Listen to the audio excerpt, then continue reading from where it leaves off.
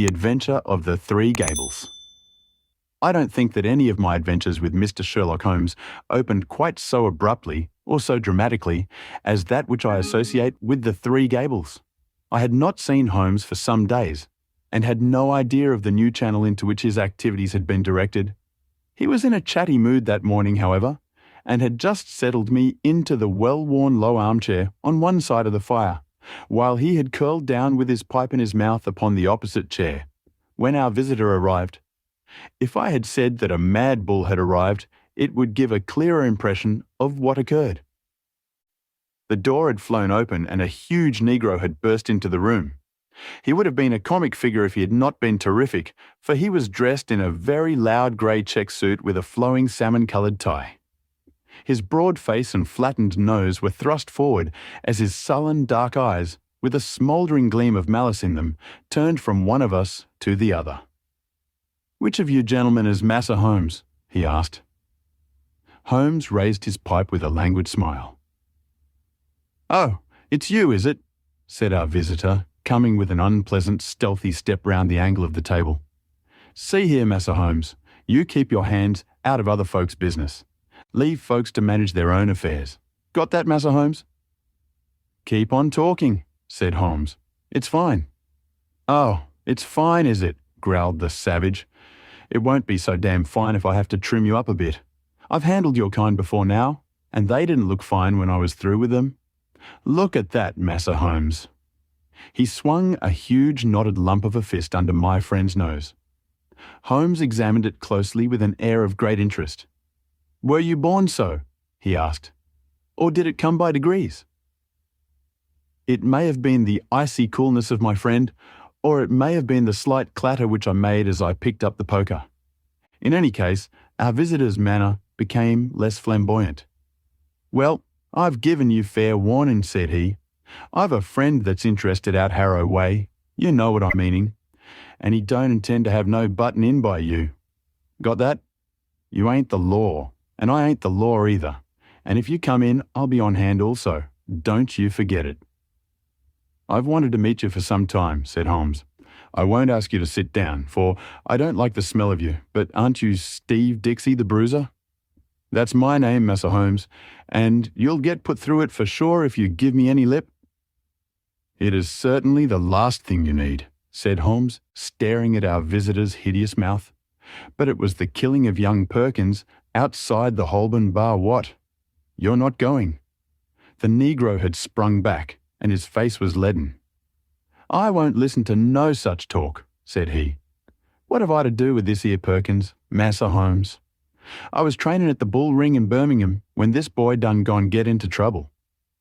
"Yes, you'll tell the magistrate about it, Steve," said Holmes. "I've been watching you and Barney Stockdale." "So help me the Lord, Massa Holmes." "That's enough. Get out of it. I'll pick you up when I want you." "Good morning, Massa Holmes. I hope there ain't no hard feelings about this here visit." "There will be unless you tell me who sent you." "Why, there ain't no secret about that, Massa Holmes. It was that same gentleman that you have just gone mention." "And who set him on to it?" "S'elp me, I don't know, Massa Holmes. He just say, 'Steve, you go see Mr. Holmes and tell him his life ain't safe if he go down Harrow way.' That's the whole truth." Without waiting for any further questioning, our visitor bolted out of the room almost as precipitately as he had entered. Holmes knocked out the ashes of his pipe with a quiet chuckle. "I am glad you were not forced to break his woolly head, Watson. I observed your manoeuvres with the poker, but he is really rather a harmless fellow, a great muscular, foolish, blustering baby, and easily cowed, as you have seen. He is one of the Spencer John gang, and has taken part in some dirty work of late, which I may clear up when I have time. His immediate principal, Barney, is a more astute person. They specialize in assaults, intimidation, and the like. What I want to know is, who is at the back of them on this particular occasion? But why do they want to intimidate you? It is this Harrow Weald case. It decides me to look into the matter, for if it is worth anyone's while to take so much trouble, there must be something in it." "But what is it?" "I was going to tell you when we had this comic interlude. Here is Mrs. Mabberley's note. If you care to come with me, we will wire her and go out at once.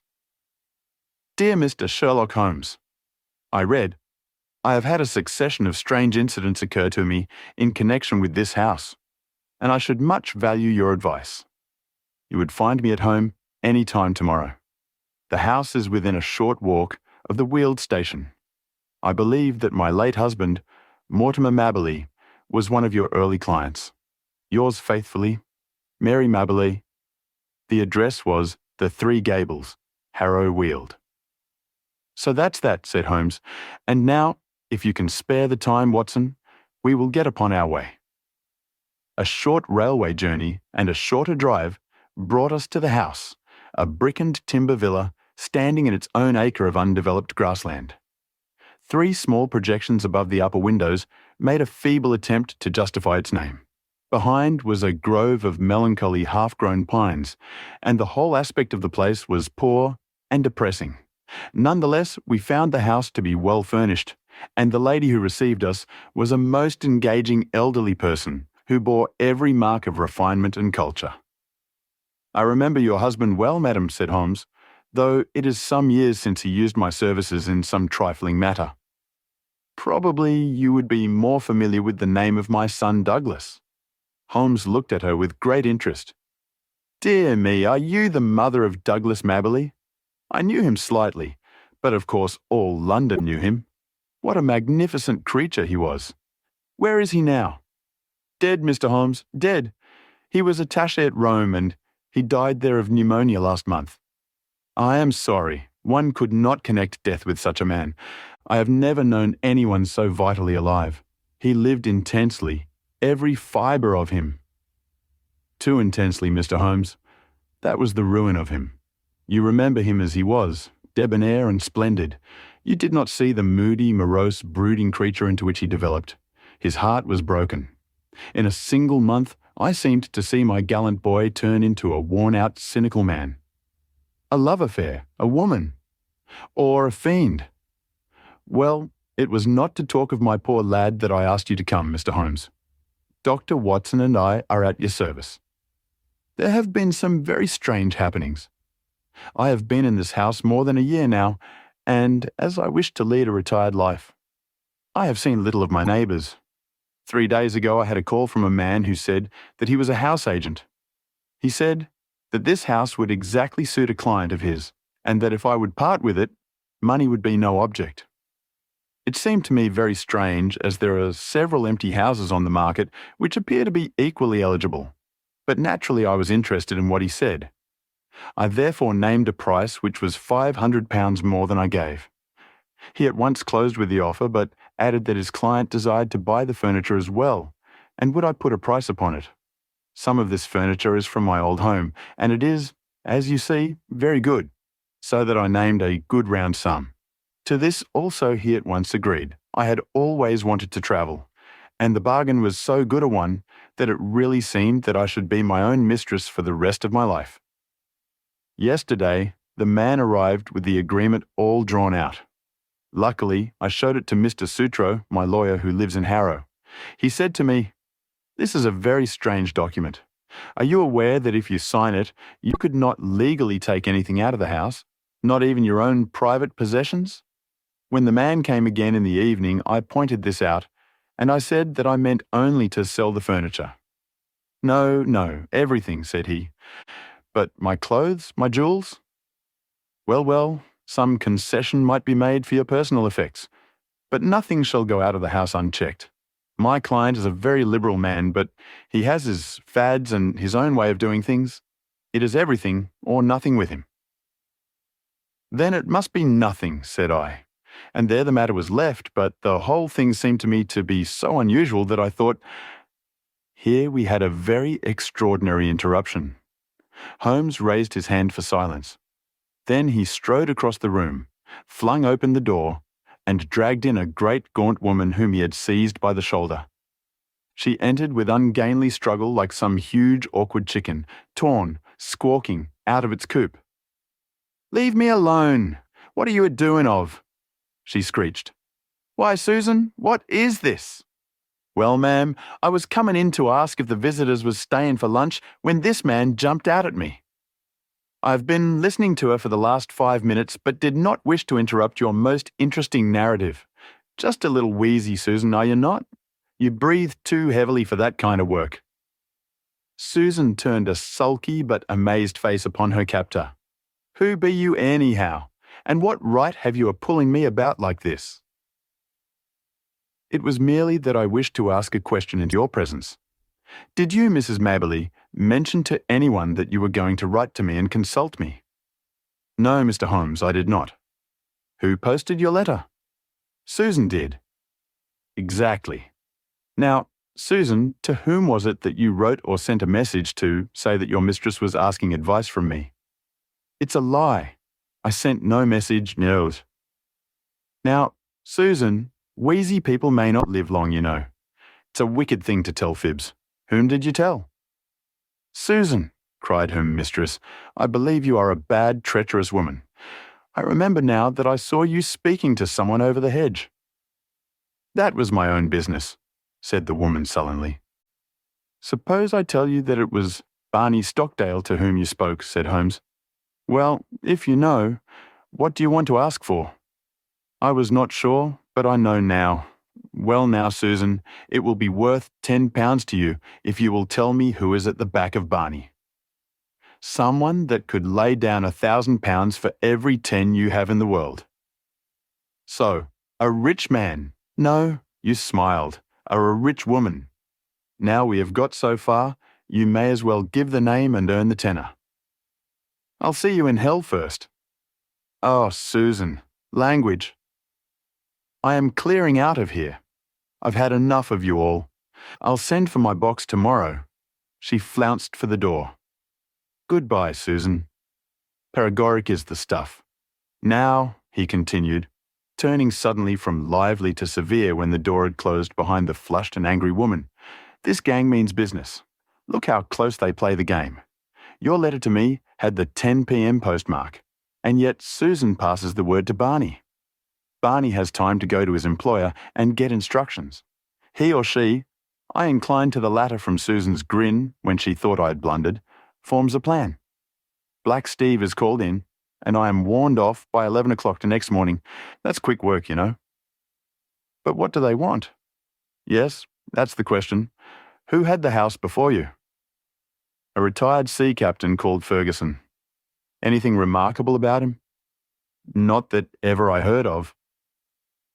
I was wondering whether he could have buried something. Of course, when people bury treasure nowadays, they do it in the post office bank. But there are always some lunatics about. It would be a dull world without them. At first, I thought of some buried valuable. But why in that case should they want your furniture? You don't happen to have a Raphael or a First Folio Shakespeare without knowing it? No, I don't think I have anything rarer than a Crown Derby tea set. That would hardly justify all this mystery. Besides, why should they not openly state what they want? If they covet your tea set, they can surely offer a price for it without buying you out, lock, stock, and barrel. No, as I read it, there is something which you do not know that you have, and which you would not give up if you did know. That is how I read it, said I. Dr. Watson agrees, so that settles it. Well, Mr. Holmes, what can it be?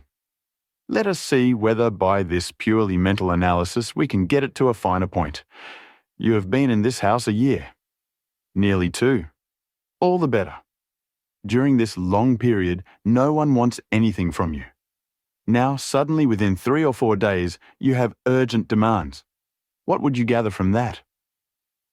It can only mean, said I, that the object, whatever it may be, has only just come into the house. Settled once again, said Holmes. Now, Mrs. Maberly, has any object just arrived? No, I have bought nothing new this year. Indeed, that is very remarkable. Well, I think we had best let matters develop a little further until we have clearer data. Is that lawyer of yours a capable man? Mr. Sutro is most capable. Have you another maid? Or was the fair Susan, who has just banged your front door, alone? I have a young girl.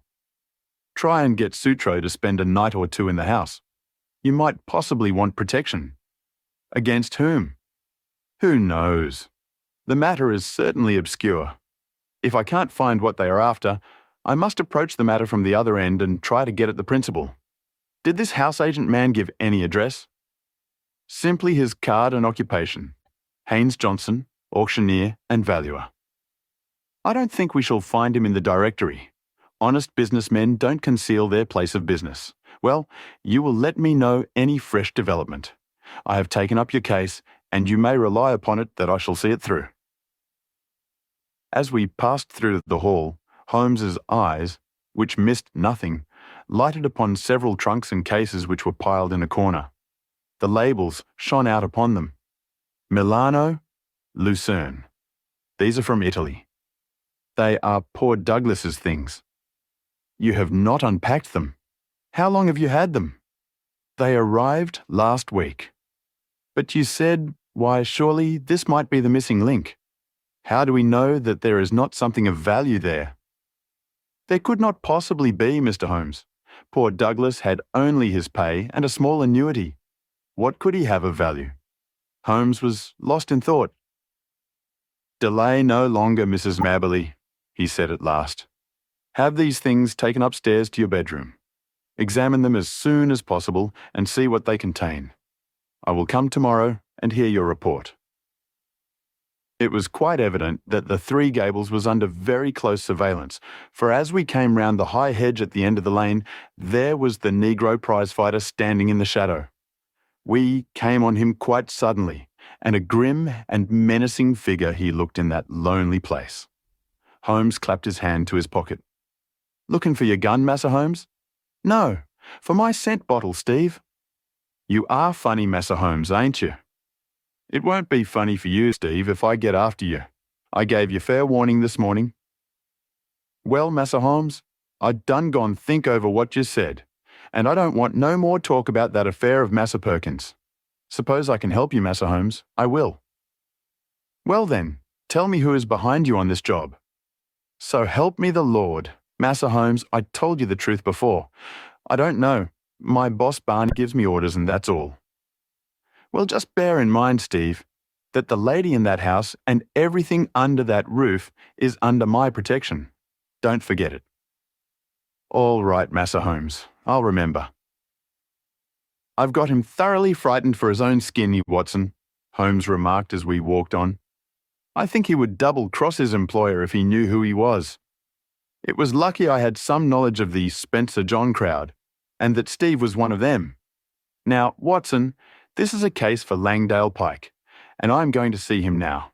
When I get back, I may be clearer in the matter. I saw no more of Holmes during the day, but I could well imagine how he spent it, for Langdale Pike was his human book of reference upon all matters of social scandal. This strange, languid creature spent his waking hours in the bow window of a St. James's Street club, and was the receiving station as well as the transmitter for all the gossip of the metropolis. He made, it was said, a 4-figure income by the paragraphs which he contributed every week to the garbage papers which cater to an inquisitive public. If ever, far down in the turbid depths of London life, there was some strange swirl or eddy, it was marked with automatic exactness by this human dial upon the surface. Holmes discreetly helped Langdale to knowledge, and on occasion was helped in turn. When I met my friend in his room early next morning, I was conscious from his bearing that all was well. But nonetheless, a most unpleasant surprise was awaiting us. It took the shape of the following telegram. Please come out at once. Client's house burgled in the night. Police in possession. Sutro. Holmes whistled. The drama has come to a crisis, and quicker than I had expected. There is a great driving power at the back of this business, Watson, which does not surprise me after what I've heard. This Sutro, of course, is her lawyer. I made a mistake, I fear, in not asking you to spend the night on guard. This fellow has clearly proved a broken reed. Well, there is nothing for it but another journey to Harrow Weald. We found the Three Gables a very different establishment to the orderly household of the previous day. A small group of idlers had assembled at the garden gate, while a couple of constables were examining the windows and the geranium beds. Within, we met a grey old gentleman, who introduced himself as the lawyer, together with a bustling, rubicund inspector who greeted Holmes as an old friend. "Well, Mr. Holmes, no chance for you in this case, I'm afraid. Just a common, ordinary burglary, and well within the capacity of the poor old police. No experts need apply." "I am sure the case is in very good hands," said Holmes. "Merely a common burglary, you say?" "Quite so. We know pretty well who the men are and where to find them. It is that gang of Barney Stockdale, with the big nigger in it. They've been seen about here." "Excellent. What did they get?" "Well, they don't seem to have got much. Mrs. Mabberley was chloroformed and the house was— here is the lady herself." Our friend of yesterday, looking very pale and ill, had entered the room, leaning upon a little maidservant. "You gave me good advice, Mr. Holmes," said she, smiling ruefully. "Alas, I did not take it. I did not wish to trouble Mr. Sutro, and so I was unprotected." "I only heard of it this morning," the lawyer explained. "Mr. Holmes advised me to have some friend in the house. I neglected his advice and I have paid for it." "You look wretchedly ill," said Holmes. "Perhaps you are hardly equal to telling me what occurred." "It is all here," said the inspector, tapping a bulky notebook. "Still, if the lady is not too exhausted—" "There is really so little to tell. I have no doubt that wicked Susan had planned an entrance for them. They must have known the house to an inch. I was conscious for a moment of the chloroform rag which was thrust over my mouth, but I have no notion how long I may have been senseless. When I woke, one man was at the bedside, and another was rising with a bundle in his hand from among my son's baggage, which was partially opened and littered over the floor. Before he could get away, I sprang up and seized him." "You took a big risk," said the inspector. "I clung to him, but he shook me off, and the other may have struck me, for I can remember no more." Mary the maid heard the noise and began screaming out of the window. That brought the police, but the rascals had got away. "What did they take?" "Well, I don't think there is anything of value missing. I'm sure there was nothing in my son's trunks." "Did the men leave no clue?" "There was one sheet of paper, which I may have torn from the man that I grasped. It was lying all crumpled on the floor. It is in my son's handwriting." "Which means that it is not of much use," said the inspector. "Now, if it had been in the burglars—" "Exactly," said Holmes. "What rugged common sense. None the less, I should be curious to see it." The inspector drew a folded sheet of foolscap from his pocketbook. "I never pass anything, however trifling," said he with some pomposity. "That is my advice to you, Mr. Holmes. In 25 years' experience, I have learned my lesson. There is always the chance of finger marks or something." Holmes inspected the sheet of paper. "What do you make of it, Inspector?" "Seems to be the end of some queer novel so far as I can see." "It may certainly prove to be the end of a queer tale," said Holmes. "You have noticed the number on the top of the page? It is 245. Where are the odd 244 pages? Well, I suppose the burglars got those. Much good may it do them. It seems a queer thing to break into a house in order to steal such papers as that. Does it suggest anything to you, Inspector?" "Yes, sir. It suggests that in their hurry, the rascals just grabbed at what came first to hand. I wish them joy of what they got." "Why should they go to my son's things?" asked Mrs. Mabberley. "Well, they found nothing valuable downstairs, so they tried their luck upstairs. That is how I read it.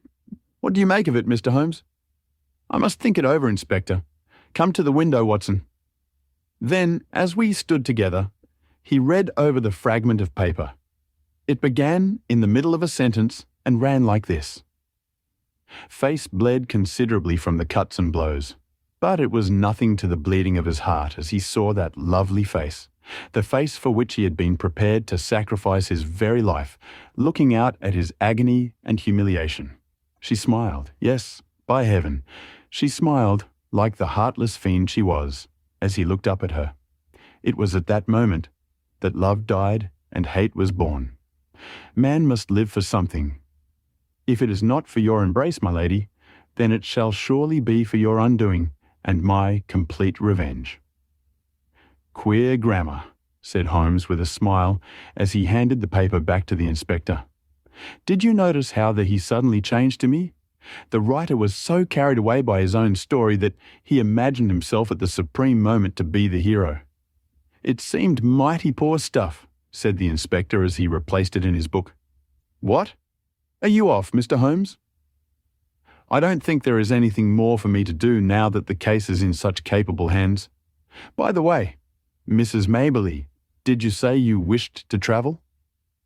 "It has always been my dream, Mr. Holmes." "Where would you like to go? Cairo, Madeira, the Riviera?" "Oh, if I had the money, I would go round the world." "Quite so. Round the world. Well, good morning. I may drop you a line in the evening." As we passed the window, I caught a glimpse of the inspector's smile and shake of the head. These clever fellows have always a touch of madness. That was what I read in the inspector's smile. "Now, Watson, we are at the last lap of our little journey," said Holmes when we were back in the roar of central London once more.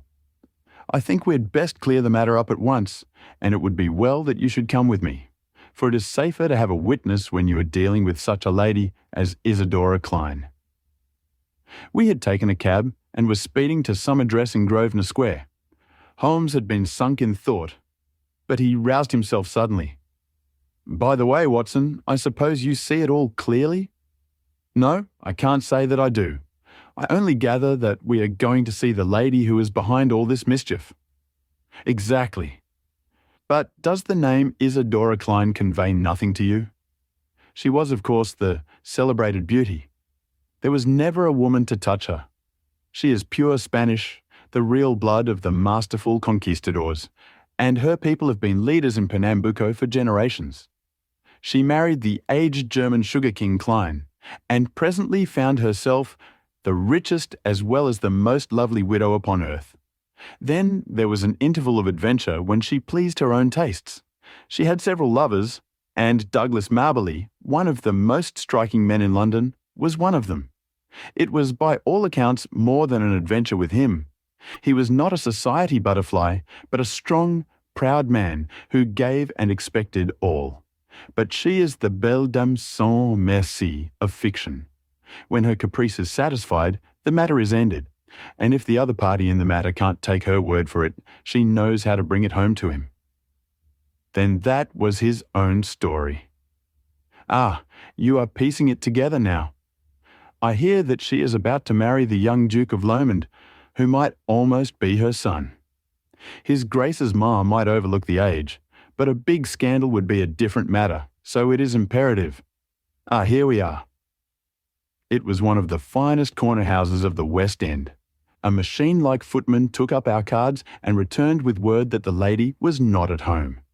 "Then we shall wait until she is," said Holmes cheerfully. The machine broke down.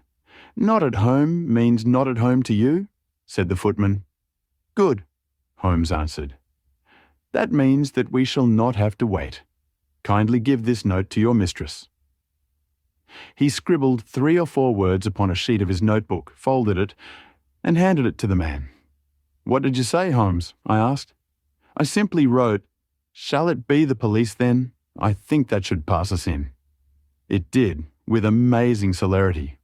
A minute later we were in an Arabian Nights drawing room, vast and wonderful, in a half-gloom, picked out with an occasional pink electric light. The lady had come, I felt, to that time of life when even the proudest beauty finds the half-light more welcome.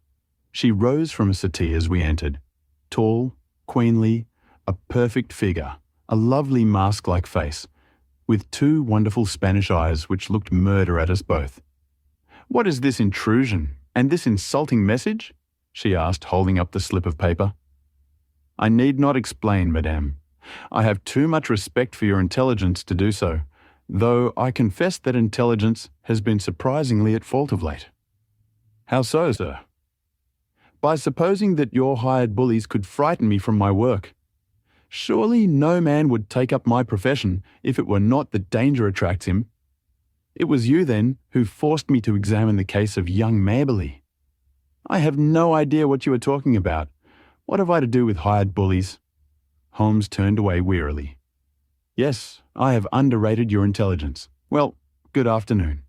"Stop! Where are you going?" "To Scotland Yard." We had not got halfway to the door before she had overtaken us and was holding his arm. She had turned in a moment from steel to velvet. "Come and sit down, gentlemen. Let us talk this matter over. I feel that I may be frank with you, Mr. Holmes. You have the feelings of a gentleman. How quick a woman's instinct is to find it out. I will treat you as a friend. I cannot promise to reciprocate, madame. I'm not the law, but I represent justice so far as my feeble powers go. I am ready to listen, and then I will tell you how I will act. No doubt it was foolish of me to threaten a brave man like yourself. What was really foolish, madame, is that you have placed yourself in the power of a band of rascals who may blackmail or give you away. No, I am not so simple. Since I've promised to be frank, I may say that no one, save Barney Stockdale and Susan, his wife, have the least idea who their employer is. As to them, well, it is not the first." She smiled and nodded with a charming, coquettish intimacy. "I see. You've tested them before. They are good hounds who run silent. Such hounds have a way, sooner or later, of biting the hand that feeds them. They will be arrested for this burglary. The police are already after them. They will take what comes to them. That is what they are paid for. I shall not appear in the matter. Unless I bring you into it? No, you would not. You are a gentleman. It is a woman's secret. In the first place, you must give back this manuscript." She broke into a ripple of laughter and walked to the fireplace. There was a calcined mass which she broke up with the poker. "Shall I give this back?" she asked. So roguish and exquisite did she look as she stood before us with a challenging smile that I felt of all Holmes's criminals. This was the one whom he would find it hardest to face. However, he was immune from sentiment. "That seals your fate," he said coldly. "You are very prompt in your actions, madame, but you have overdone it on this occasion." She threw the poker down with a clatter. "How hard you are," she cried. "May I tell you the whole story? I fancy I could tell it to you. But you must look at it with my eyes, Mr. Holmes. You must realize it from the point of view of a woman who sees all her life's ambition about to be ruined at the last moment. Is such a woman to be blamed if she protects herself? The original sin was yours. Yes, I admit it. He was a dear boy, Douglas, but it so chanced that he could not fit into my plans. He wanted marriage, Mr. Holmes, with a penniless commoner. Nothing less would serve him. Then he became pertinacious. Because I had given, he seemed to think that I still must give, and to him only. It was intolerable. At last, I had to make him realize it. By hiring ruffians to beat him under your own window. You do indeed seem to know everything. Well, it is true. Barney and the boys drove him away, and were, I admit, a little rough in doing so. But what did he do then? Could I have believed that a gentleman would do such an act? He wrote a book in which he described his own story. I, of course, was the wolf, he the lamb. It was all there, under different names, of course, but who in all London would have failed to recognize it? What do you say to that, Mr. Holmes? Well, he was within his rights. It was as if the air of Italy had got into his blood and brought with it the old cruel Italian spirit. He wrote to me and sent me a copy of his book that I might have the torture of anticipation. There were 2 copies, he said, one for me, one for his publisher. How did you know the publishers had not reached him? I knew who his publisher was. It is not his only novel, you know. I found out that he had not heard from Italy. Then came Douglas's sudden death. So long as that other manuscript was in the world, there was no safety for me. Of course, it must be among his effects. and these would be returned to his mother. I set the gang at work. One of them got into the house as servant. I wanted to do the thing honestly. I really and truly did. I was ready to buy the house and everything in it. I offered any price she cared to ask. I only tried the other way when everything else had failed. Now, Mr. Holmes, granting that I was too hard on Douglas, and God knows I am sorry for it, what else could I do with my whole future at stake? Sherlock Holmes shrugged his shoulders. Well, well, said he, I suppose I shall have to compound a felony as usual. How much does it cost to go round the world in first-class style? The lady stared in amazement. Could it be done on £5,000? Well, I should think so indeed. Very good. I think you will sign me a cheque for that, and I will see that it comes to Mrs. Mabberley. You owe her a little change of air. Meantime, lady, he wagged a cautionary forefinger, have a care, have a care. You can't play with edged tools forever without cutting those dainty hands.